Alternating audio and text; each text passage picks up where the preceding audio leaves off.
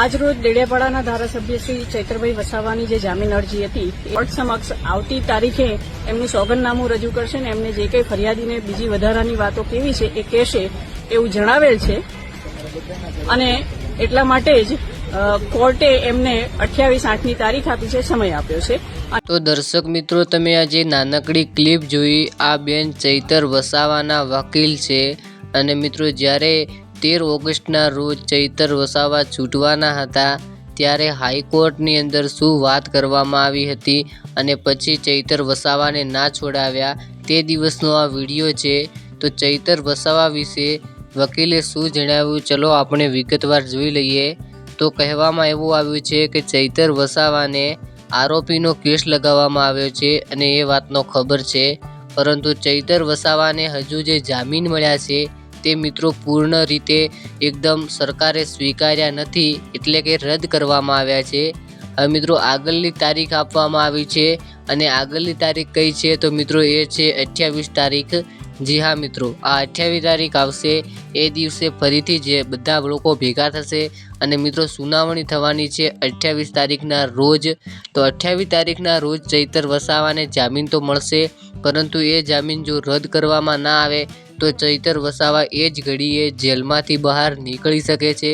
પરંતુ જો 28 તારીખે પણ ચૈતર વસાવાના જામીન રદ કરવામાં આવ્યા તો ચૈતર વસાવાને હજુ પણ જેલમાં રહેવું પડશે એવું ભાજપ સરકાર કહી રહી છે અને સોશિયલ મીડિયાના ન્યૂઝ કહી રહ્યા છે।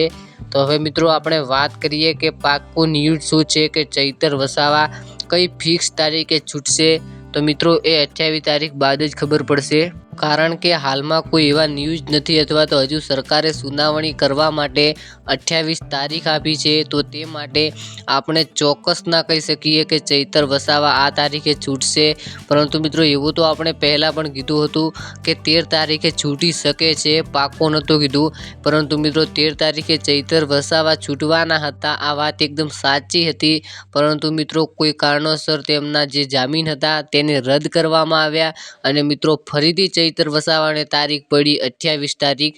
હવે 28 તારીખના રોજ આપણે જોઈએ કે શું થાય છે આગળ, શું ચૈતર વસાવાને જામીન મળશે અને એ ભાજપ સરકાર સ્વીકારશે, શું ચૈતર વસાવા 28 તારીખના રોજ જેલની બહાર આવી શકે છે?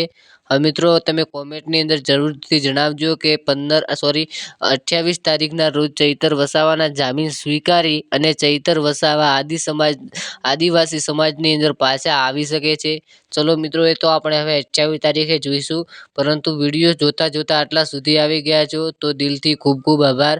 ચૈતર વસાવાના વકીલનો તમે વિડીયો જોઈ લીધો, હવે મિત્રો ચેનલને સબસ્ક્રાઈબ કરી લેજો અને નીચે હાઈપનું બટન દેખાતું હશે તો તેના પર ક્લિક કરી અને હાઈપ આપી દો, તેથી હું પણ ખુશ અને તમે પણ ખુશ। મિત્રો ગુજરાતના હર પલ અને તાજી અપડેટ જોવા માટે આપણી ચેનલને સબસ્ક્રાઈબ કરી શકો છો। આપણે બને તેટલું સૌ પ્રથમ ન્યૂઝ આપણી ચેનલની અંદર આપવાનું કામ કરીએ છીએ। તો મળશું એક નવા વિડીયોની અંદર। જય દ્વારકાધીશ, જય ગોગા મહારાજ।